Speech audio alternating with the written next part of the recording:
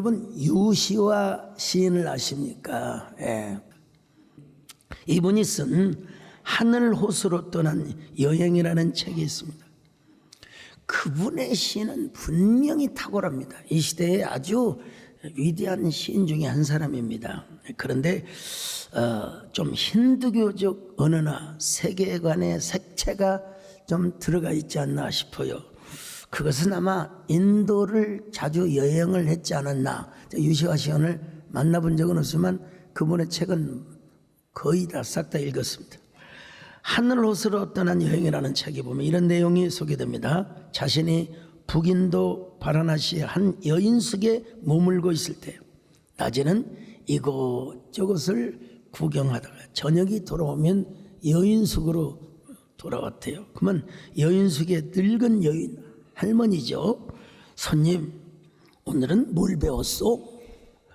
여러분, 여행하러 온 관광객에게는 오늘 뭘 구경했어? 이렇게 질문해야 여러분 맞지 않겠습니까?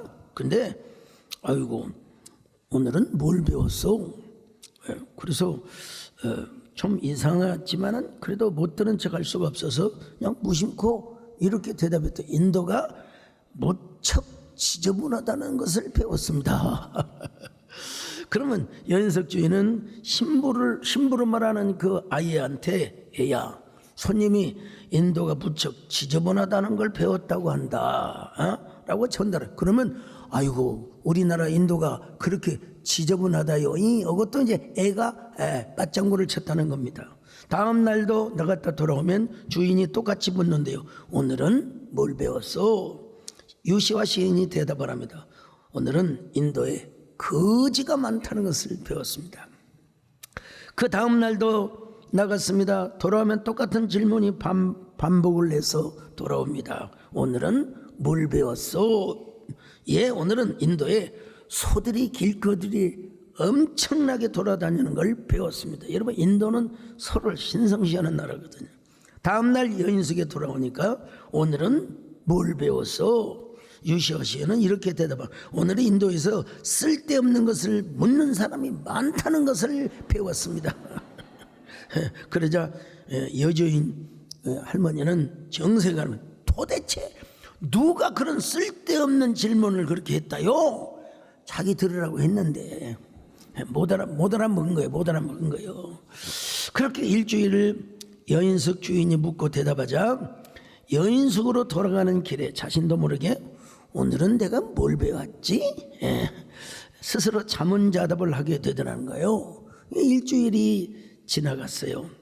아무것도 배운 것이 없는 날에는 오늘은 아무것도 배운 것이 없었다고 말을 했고, 또 자기가 말한 것을 이해하지 못한 사람들도 많이 있다고 여러분 배웠어요. 심지어는 아무 말도 하고 있지 않을 때는요, 오늘 나는 침묵의 자유를 배웠습니다 라고 대답을 했대요. 자기 생각에 대해서 크게 반대한 사람이 있는 날에는 세상에 나 말고도 흥분하는 사람이 더 있다는 것을 배웠습니다, 이렇게 대답을 했다는 것입니다. 유시화 작가는 다른 도시에 여행을 하면서도 스스로 물었대요. 나는 이곳에 왜 여행을 하는가? 나는 이곳에 왜 지금 걸어다니고 있는가? 그러고 나니까 여인숙의 늙은 여주인이 자기 인생에 있어서 참 좋은 스승이라고 하는 사실을 깨달았다고 합니다. 모를 때 생각하게 되고 다시 느끼게 하는 것이 바로 뭐냐?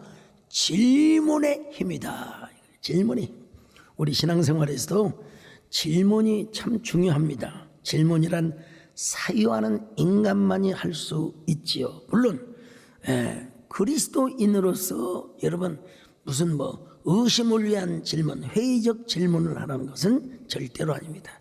긍정적인 질문, 예수 그리스도 안에서 은혜의 세계를 더 탐구하고 사명의 지경을 넓히는 질문. 하나님, 제가 이대로 좋습니까? 주님, 더 크게 쓰임받기를 원합니다. 주여, 내 모습은 어떻습니까? 이런 질문이죠. 근데 더 황홀하고 갑작스러운 순간이 있습니다. 그것은 내가 하나님을 향하여 제 모습이 어떻습니까? 그게 아니라 하나님이 갑자기 나에게 찾아오셔서 질문을 하는 순간입니다. 여러분, 누군가에게 뜬금없이 질문을 받을 때 얼마나 당황하십니까? 그런데 우리가 하나님께로부터 느닷없는 질문을 받을 때 얼마나 당황했겠습니까? 오늘 본문에도 아모스 선지자에게 하나님께서 질문을 하세요. 아모스야, 너는 무엇을 보느냐? 자, 아모스 7장 8절 상반절입니다. 시작. 여호와께서 내게 이르시되 아모스야, 내가 무엇을 보느냐? 오늘 본문에 대해 소개되고 있는 아모스 선지자는 북왕국 출신이 아닙니다. 남왕국의 드그와의 출신입니다. 그의 직업은 양을 치며 뽕나무를 기르는 농부였습니다. 그런데 그가 하나님의 부르심을 받습니다. 자, 아모스 1장 1절로 2절 시작. 유다왕 우시아의 시대 곧 이스라엘 왕 요아스의 아들 여로보암의 시대 지진 전 2년에 드고와 목자 중 아모스가 이스라엘에 대하여 이상으로 받은 말씀이라. 그가 이르되 여호와께서 시온에서부터 부르짖으시며 예루살렘에서부터 소리를 내시리니 목자의 초장이 마르고 갈멜산 꼭대기가 마르리로다. 자, 근데 여러분 아모스 7장 14절로 15절을 또 볼 필요가 있습니다. 시작. 아모스가 아마샤에게 대답하여 이르되 나는 선지자가 아니며 선지자의 아들도 아니라 나는 목자요 뽕나무를 재배하는 자로서 양떼를 따를 때 여호와께서 나를 데려다가 여호와께서 내게 이르시기를 가서 내 백성 이스라엘에게 예언하라 하셨나니 나는 목자요 뽕나무를 재배하는 사람이라. 나는 선지자의 아들도 아니고 나는 제사장의 피를 이어받은 사람도 아닙니다. 여기서 뽕나무는 사실은 우리나라 뽕나무와는 달라요. 우리나라에는 뽕나무로 번역을 했는데 실제는 돌무화과나무입니다. 아무튼 이렇게 평범하게 양을 치고 농사를 하였던 그가 하나님의 부르심을 받아서 북왕국 이스라엘로 올라가 하나님의 말씀을 대언합니다. 참 우리 하나님께서는요, 위대한 선지자의 가문을 쓸 때도 있고 제사장의 가문을 쓸 때도 있지만 세상에 평범한 목자요 그리고 그 뽕나무를 재배했던 그런 그 농업을 얻은 사람에게 하나님의 영이 임하도록 하는 거예요. 참 여러분도 하나님이 언제 나에게 오셔서 사명을 주시고 언제 나에게 오셔서 어떤 복을 주신 것인가, 여러분 기대하며 살아가시길 바랍니다. 근데 당시 북왕국 이스라엘은 여로보암 2세가 통치하고 있었습니다. 이때 북왕국 이스라엘은 제2의 솔로몬 시대라고 할 만큼 국가적으로 번성하고 평화를 누렸던 시대였습니다. 그렇지만 영적으로는 가장 피폐하고 타락한 시대였어요.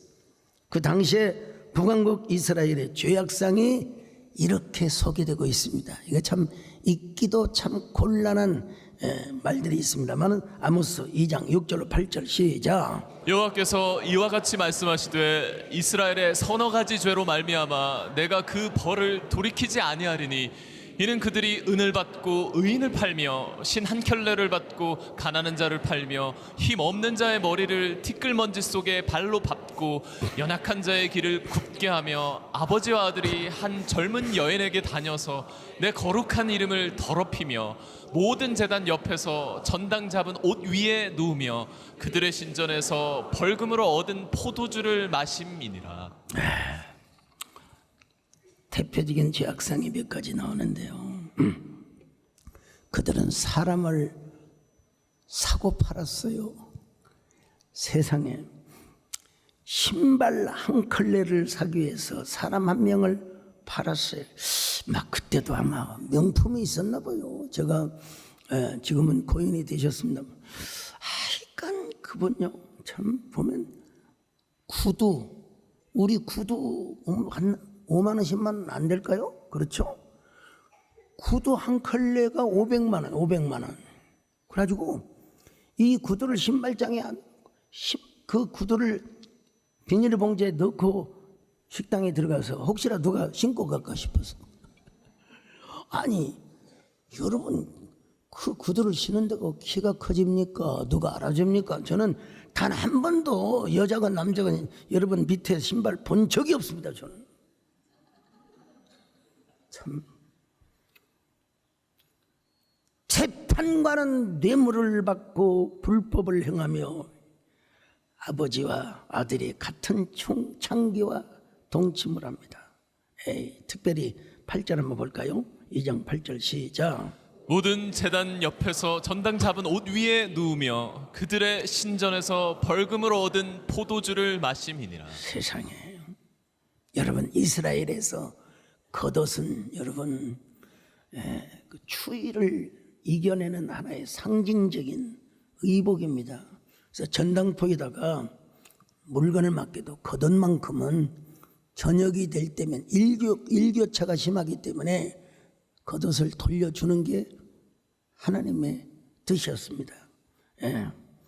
그런데 부자들은 전당 잡은 그 옷을 돌려주지 않고 제단 옆에서 그 옷을 깔고 누웠대요.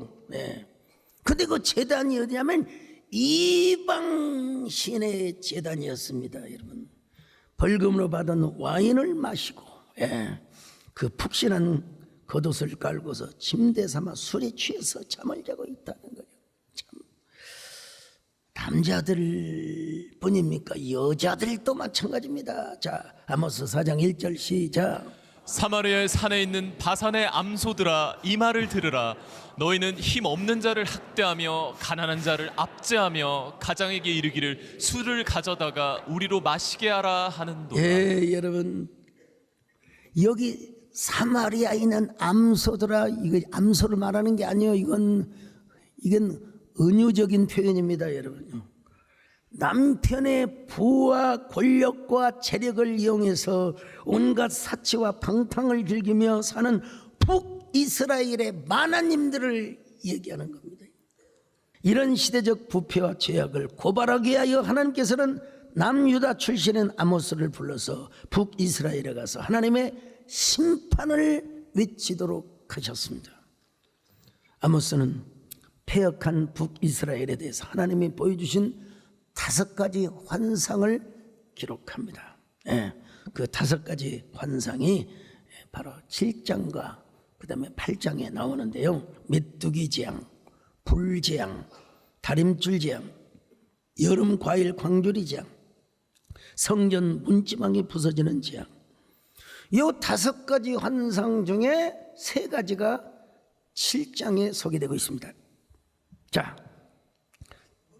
첫 번째 보여줄 환상이 뭐냐? 메뚜기 환상이라는 겁니다. 아모스 7장 1절 봅니다. 시작. 주 여호와께서 내게 보이신 것이 이러하니라. 왕이 풀을 벤 후 풀이 다시 움돋기 시작할 때 주께서 메뚜기를 지으시매. 여러분, 메뚜기를 아십니까? 시골에서 옛날 메뚜기는 진짜 이 농부들에게는 그야말로 진짜 저주의 재앙입니다. 왜냐하면 메뚜기가 와서 곡식의 잎사귀를 다 갉아먹어요. 그러면 여러분, 나랑잎, 보리, 밀 이거 여러분 절대로 익을 수가 없습니다. 이 메뚜기를 그냥 잡으러 다니는 게 일이었습니다. 어린 시절에 그냥 메뚜기를 그냥 한 바가지 삶아다가 그걸 또 볶아 먹으면 또 얼마나 고소했는지 몰라요. 메뚜기. 물론 이 메뚜기 재앙은 메뚜기 그 자체를 넘어서 이스라엘을 멸망시키는 아수르의 군대로 해석하는, 둘 다 맞습니다, 여러분. 둘 다 맞습니다. 근데 아모스 선지자가 하나님께 이렇게 기도합니다. 주 여호와여, 청하건대 사하소서. 야곱이 미약하오니 어떻게 서리까? 자, 7장 2절 하반절입니다. 시작. 내가 이르되 주 여호와여 청하건대 사하소서 야곱이 미약하오니 어떻게 서리이까 하매. 자, 그러자 아모스의 기도를 들으시고 하나님의 심판을 유예하셨습니다.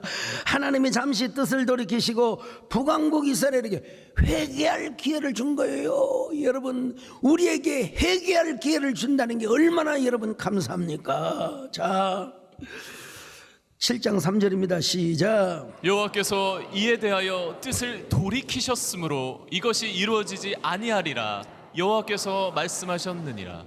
두 번째 나오는 환상이 불 환상이요. 불. 이 불이 바다를 삼키고 육지까지 먹으려 한지라. 야, 이거 있을 수 있는 일입니까? 불이 바다를 어떻게 삼켜? 그러나 환상 중에 그 모습을 보여주었습니다. 여러분, 자, 7장 4절 하반절 시작. 주 여호와께서 명령하여 불로 징벌하게 하시니 불이 큰 바다를 삼키고 육지까지 먹으려 하는지라. 이거는 거의 분명합니다. 아수르가 이스라엘을 완전히 정복할 것에 대한 환상을 보여주인 것입니다. 예. 그런데도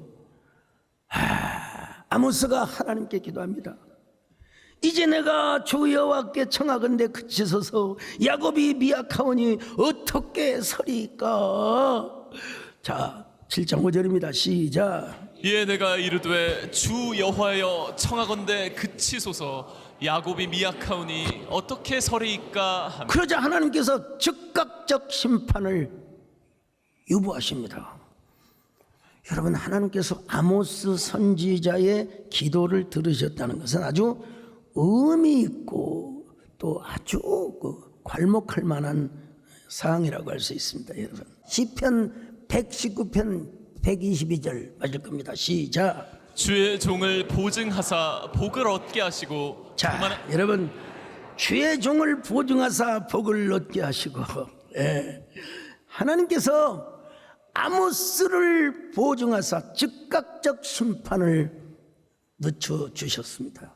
근데 이번에는 하나님께서 아모스에게 찾아와 질문을 하시는 거예요. 아모스야, 너는 무엇을 보느냐?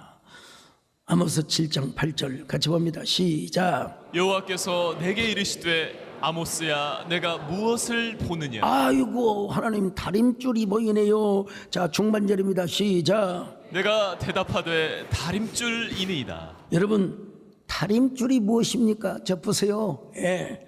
중심축, 그러니까 건물이나 성벽을 쌓을 때 수직과 수평을 잘 이루도록 하기 위하여 다림을 하는 저것을 다림줄이라고 하는 겁니다. 측정하는 도구죠. 측량하는. 자, 그러니까 하나님께서 그 다림줄을 들고 다니면서 이스라엘 백성들의 삶의 터전을 헤아려 보겠다는 거예요. 여러분, 이 말씀만 듣고도 이스라엘 백성들이 회개하고 돌이켰어야죠. 아모스야, 일단 너의 기도는 들어주겠지만 하나님께서 북왕국 이스라엘 백성들의 삶의 터전을 내가 헤아려 보겠다. 그들의 삶이 옳은지 그런지, 반듯한지 아니면 삐딱한지. 예. 여러분, 우리가요, 당신과 나 사이에 연락선이 있었던 게 문제가 아니라 우리에게 여러분 삐딱선도 있다는 사실을 알아야 돼요. 우리가 삐딱선을 타버리는 순간 여러분, 우리는 진짜 우리 신앙이 그냥 완전히 말종이 되는 거예요. 예. 그래서 하나님께서 그 다림줄로 측량을 해보겠다는 것입니다. 예. 7장 8절 같이 봅니다. 하반절입니다. 시작. 주께서 이르시되 내가 다림줄을 내 백성 이스라엘 가운데 두고 다시는 용서하지 아니하리니. 이런 아모스의 전하는 말씀을 듣고 이스라엘 백성들이 여러분 회개를 했어야죠. 주여, 나를 불쌍히 여겨 주옵소서, 우리를 긍휼히 여겨 주옵소서. 이럴 때 부르는 노래가 있습니다. 여러분요, 주여 나를 불쌍히 여겨주소서. 주님 나를 긍휼히 여겨주소서. 주님이 붙잡아 주시지 않으면 나는 헛소리고, 주님이 돌보아 주시지 않으면 나는 내 주님이 내 심령을 붙잡아 주셔야 주님이 내 안에 오셔서 생명의 빛이 되어주시고 소망이 등불이 되어 주소서. 여러분, 제가 이 곡을 우리 유성훈 장로님 자다가 막 마귀하고 싸우고 그러신다는, 저는 자다가 말을 해요. 자다가 설교를 하고 자다가 시를 쓰고. 여러분, 하나님도 우리의 삶을 다림줄로 재보시겠다는 것입니다. 여러분, 하나님께서 북이스라엘 왕국의 백성들의 삶의 터전을 재어보시겠다는 거예요. 아니나 다를까 재어보니까 기울어져 있더라는 겁니다. 여러분, 예. 하나님과 수직이 이루어지지 않았고 백성들과의 수평의 관계도 여러분 이루어지지 않았다는 것입니다. 그래서 아모스의 말씀을 듣고 더더구나 하나님이 다림줄로 자기들의 삶의 터전을 다림질하겠다고 할 때 즉각적으로 회개하고 삶을 돌이켰으면 얼마나 좋았을까 하는 아쉬움이 여러분 생겨요. 그런데 여러분, 그들은 얼마나 거만했는지 몰라요. 아모스의 말을 귀담아 듣지도 않고 뻔뻔하게 삶을 사는 그들의 모습이 하나님 보시기에 얼마나 화가 나시겠습니까? 오늘 우리도 코람데오란 말이 있어요. 하나님 면전에서, 하나님 면전에서 우리 하나님께서 우리의 삶을 측량하시고 다림줄로 측정하고 계신다는 사실을, 그런 우리에게 여러분 하나님께서 회개의 영을 주시고 또 우리가 이런 고백을 해야 합니다. 주여 우리를 긍휼히 여겨 주옵소서. 우리의 죄를 사하여 주옵소서. 하나님의 다림줄 앞에 우리가 부족하지만 하나님이여 하나님이여 우리의 죄를 사하여 주시옵소서. 주여 우리의 죄 용서하여 주소서. 지난 날의 잘못을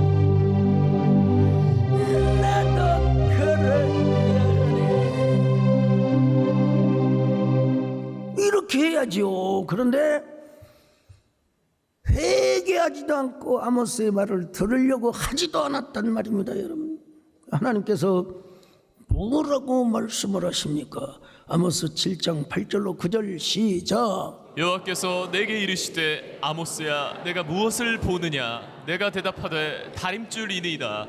주께서 이르시되 내가 다림줄을 내 백성 이스라엘 가운데 두고 다시는 용서하지 아니하리니 이삭의 산당들이 황폐되며 이스라엘의 성소들이 파괴될 것이라.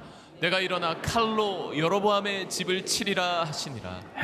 여러분 여기 보면요 이삭의 산당이래요. 이삭의 산당. 여러분 산당이 무엇인가를 일단 알아야 돼요. 산당은 히브리 말로 바마라고 하는데 제단이 있는 높은 고지대. 예.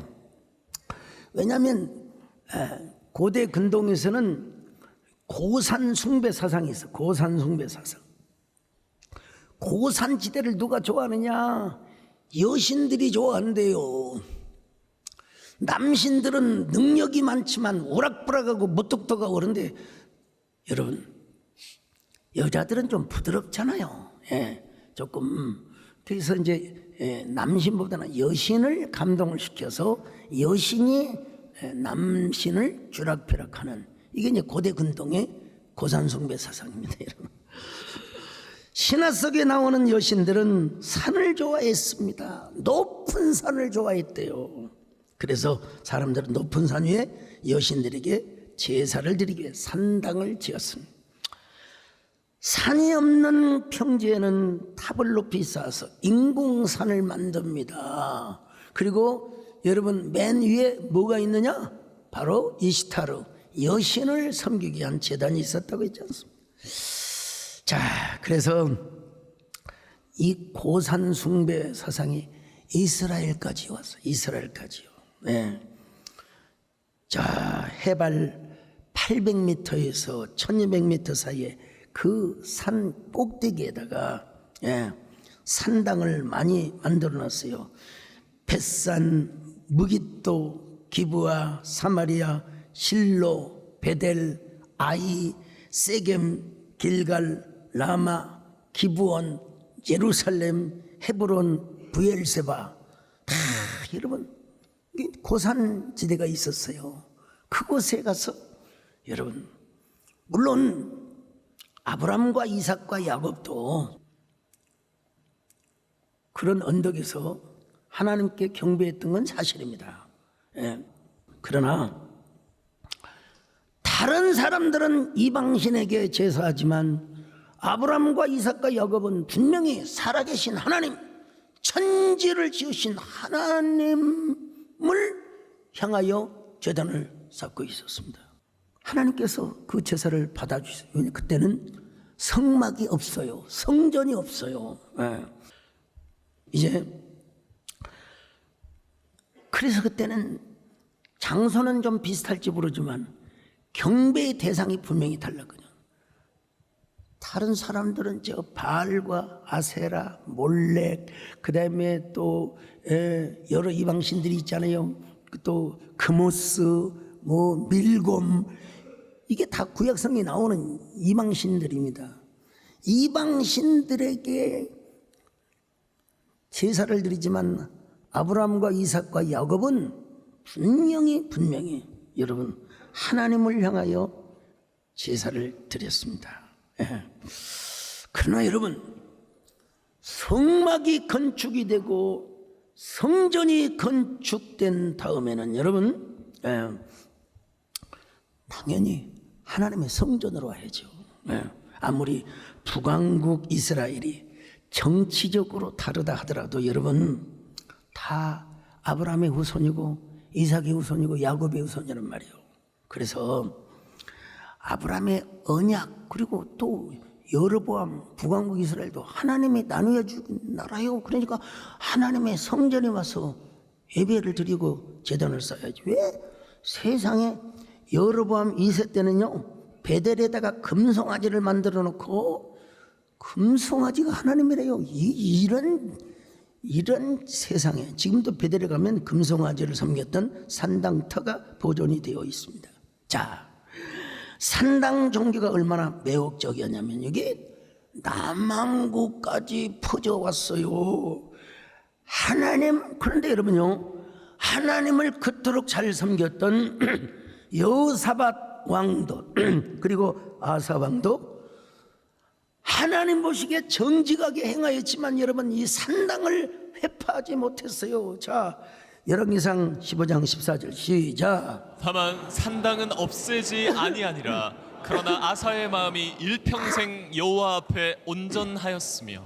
예, 열왕기상 22장 43절 시작. 여호사밧이 그의 아버지 아사의 모든 길로 행하며 돌이키지 아니하고 여호와 앞에서 정직히 행하였으나 산당은 패하지 아니하였으므로 백성이 아직도 산당에서 제사를 드리며 분향하였더라. 여러분, 자기가 권력을 잡고 자기가 이 왕이 되었으면 그거 하나 못합니까? 백성들의 눈치를 살핀, 자기 혼자는 신앙심이 깊고 자기 혼자는 하나님 보시기에 정직한다. 그러나 여러분, 이런 우상단지 하나 여러분 치울 수가 없겠습니까?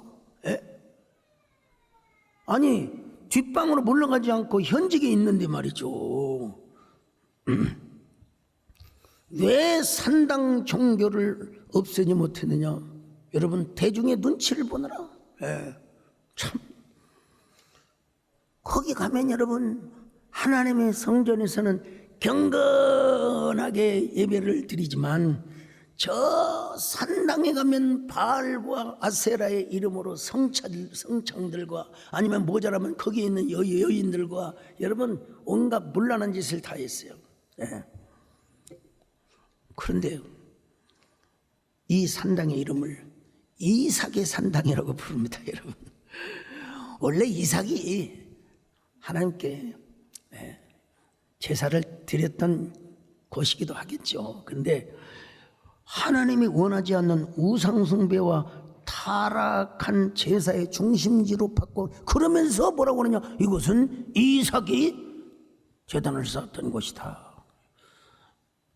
그래서 하나님께서 그 산당들을 다 회파시켜 버리겠다는 겁니다. 자, 7장 9절입니다. 시작. 이삭의 산당들이 황폐되며 이스라엘의 성소들이 파괴될 것이라. 내가 일어나 칼로 여로보암의 집을 치리라 하시니라. 결국은 BC 722년에 아수르 나라에 의해서 북왕국 이스라엘은 완전히 멸망을 당합니다.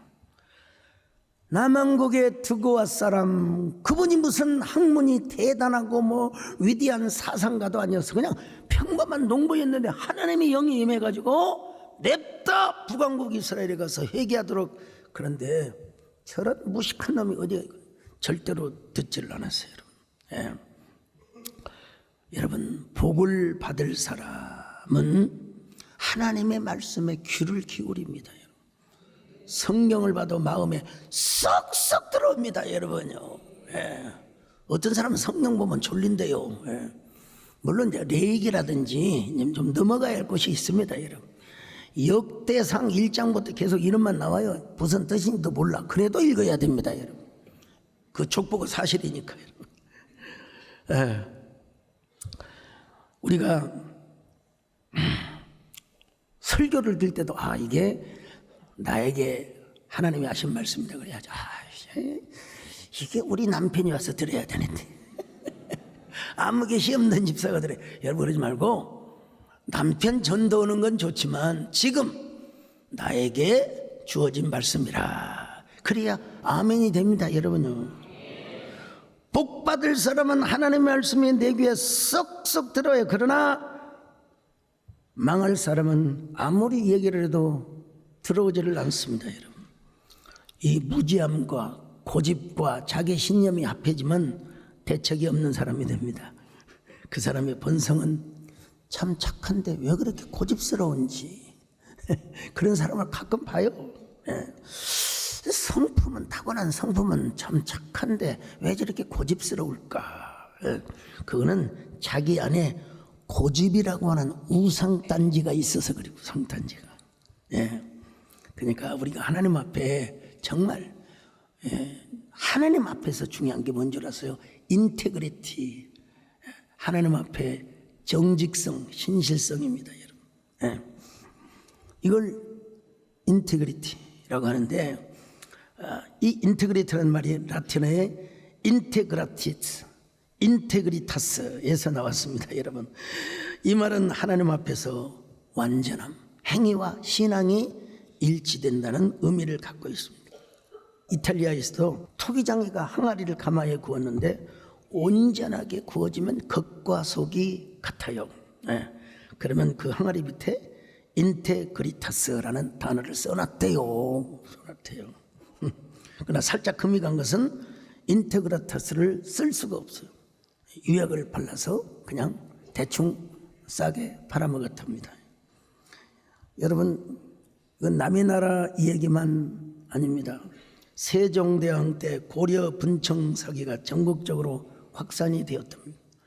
옛날에는 양반들, 귀족들만 향유했던 것을 평민들도 함께 쓰도록 보편화시켰다는 것입니다. 이렇게 분청 사기가 보편화되자 이 조잡한 짝퉁들이, 가짜들이 등장을 해가지고 사람들을 어지럽게 만들었다는 것입니다. 그래서 세종대왕 고공장 제도를 만들어서 분청 사기알이 어느 관장에 의해서 만들어졌는가 조금 더 자세히 말하자면 어느 장인이 만들었는가,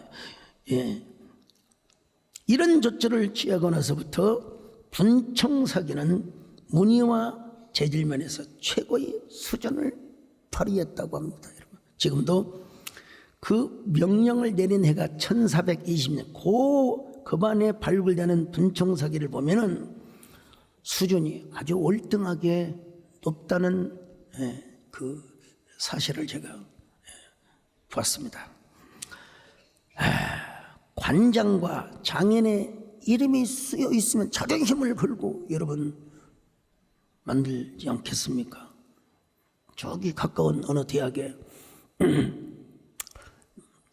저를 초청해서 거기 도자기를 굽는 그 명인이 계세요. 명인이. 그래서 저더러 기념으로 하나 구워준다고 글을 써달라고 그래서 제가 즉석에서 글을 썼어요. 심는 대로 거두리라. 꽃씨 그거 해가지고 그거 진짜 나중에요. 정권사님 방에 있는데 그거 깨뜨리시면 안 됩니다. 그 명인이 만든 겁니다. 대단한 겁니다. 근데 자기 마음에 안 들면요 다 깨버린대요. 자기 자존심이 있기 때문에 거기 그분이 낙관이 딱 찍혀 있거든요. 우리가 세상 앞에서도 인테그리티를 해야 되겠지만 하나님 앞에서 여러분 포람되어의 삶을 살아야 되지 않겠습니까? 이것이 바로 인테그리티입니다. 여러분, 하나님 면전에서 하나님의 임재 앞에서 나는 지금 이 시간도 하나님이 나를 보고 계신다. 그러니까 우리는 언제나 하나님의 임재의식 속에서 아멘, 예스, 오케이의 삶을 살아가게 되는 겁니다. 여러분, 근데 북왕국 이스라엘 백성들은 끝까지 하나님 앞에 인테그리티가 없었어요. 그들은 늘 가짜의 삶을 살고 비판의 삶을 살고 하나님 보시기에 그릇된 삶을 살았어요. 아수리에 잡혀가 가지고 여러분 혼혈 정책에 동화가 되어버리고 말았습니다. 아주 아수르 왕 중에서도 여러분 처음에 공격을 했던 왕은 살만 에셀인데 북왕국 이스라엘을 완전히 초토화시켜버렸던 왕은 사르곤 2세라고.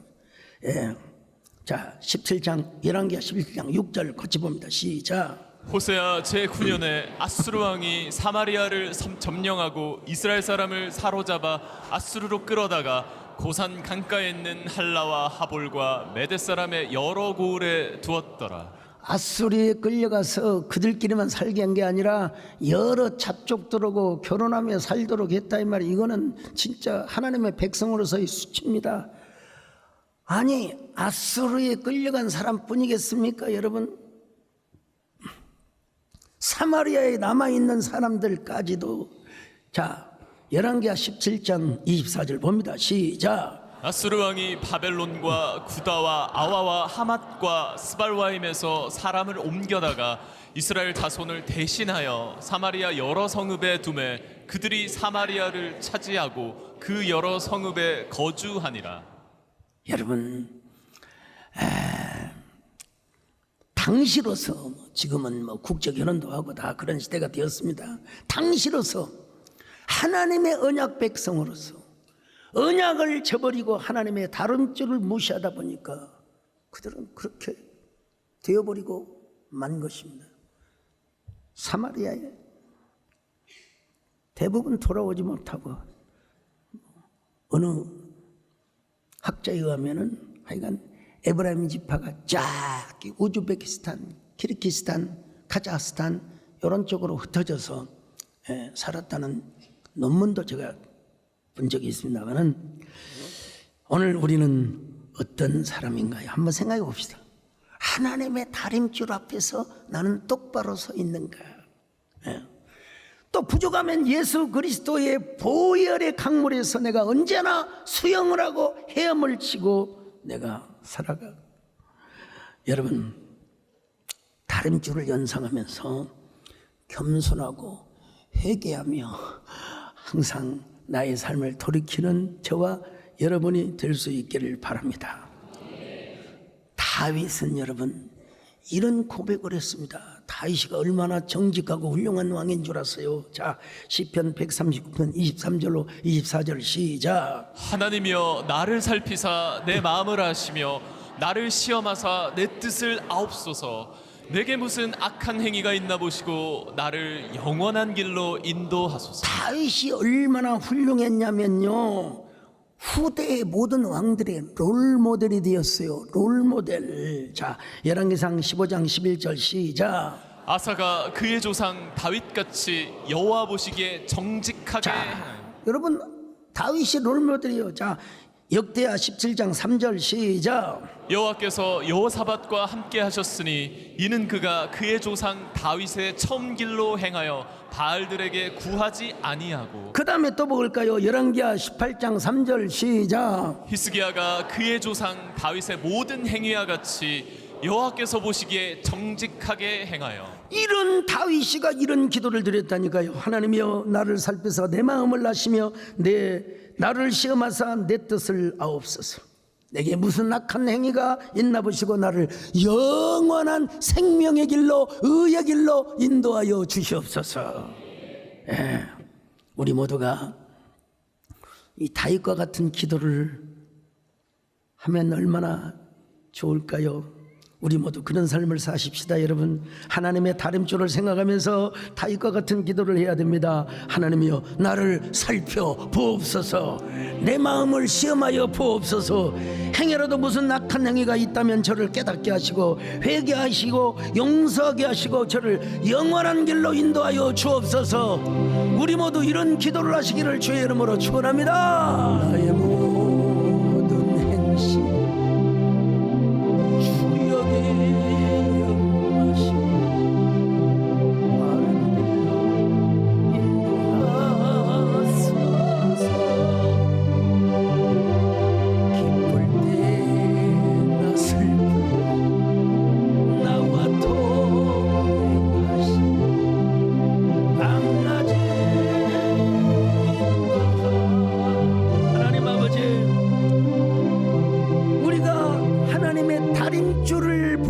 주옵소서. 하나님의 임재의식을 가지며 언제나 돌이키고 반성하고 예스하며 아멘하며 오케이하는 삶을 살 수 있도록 함께하여 주시옵소서. 예수님의 이름으로 기도합니다. 아멘.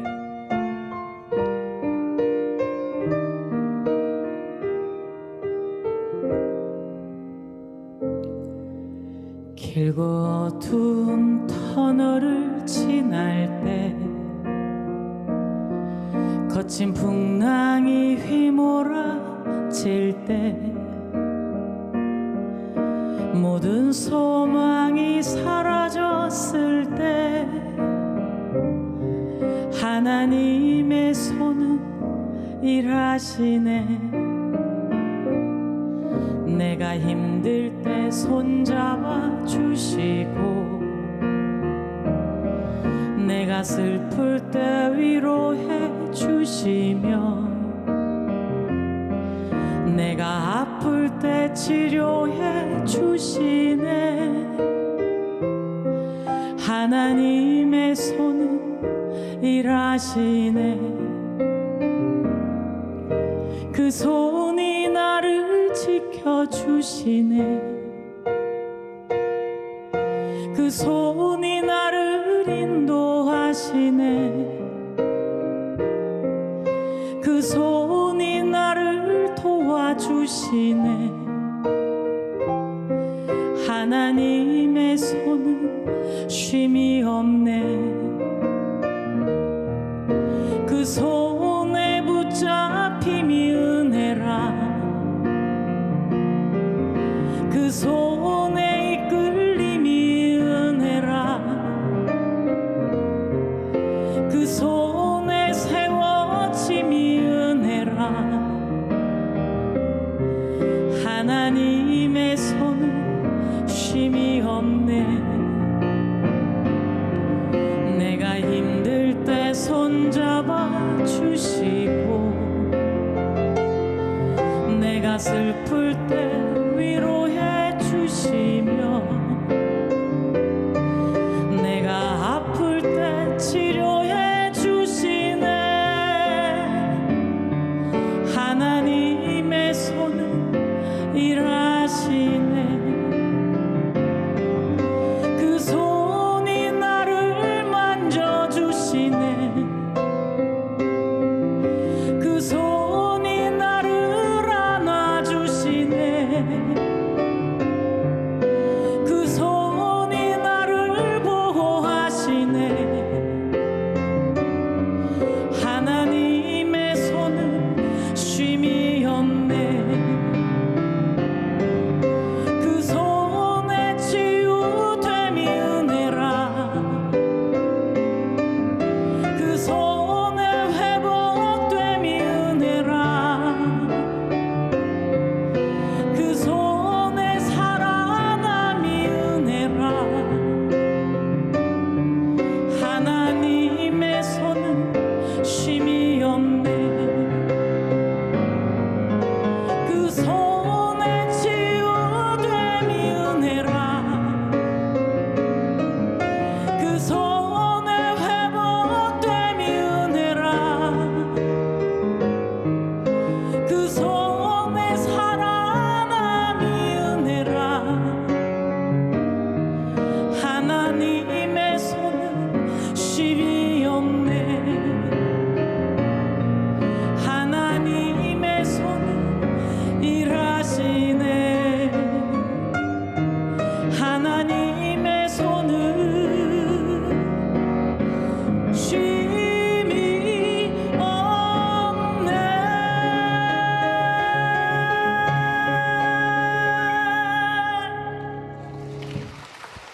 이제는 주 예수 그리스도의 은혜와 하나님 아버지의 사랑하심과 성령의 이루와 교통하심의 역사가 이제로부터 영원까지 함께 있을지어다.